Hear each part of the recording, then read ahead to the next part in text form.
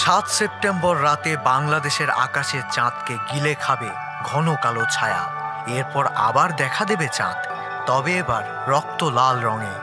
বাংলাদেশ ছাড়াও Asia, Europe, Africa ও অস্ট্রেলিয়ার দেশগুলোতে এই পূর্ণ চন্দ্রগ্রহণ দেখা যাবে বলে জানিয়েছে মার্কিন মহাকাশ সংস্থা নাসা।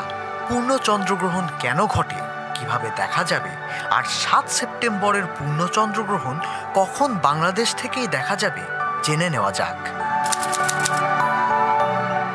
সূর্যকে কেন্দ্র করে ঘুরছে পৃথিবী, পৃথিবীকে ঘিরে ঘুরছে চাঁদ।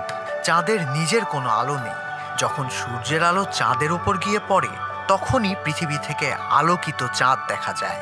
এভাবে ঘুরতে ঘুরতে কখনো কখনো সূর্য আর চাঁদ একই রেখায় এসে পড়ে, যেখানে সূর্য ও চাঁদের ঠিক মাঝে থাকে পৃথিবী।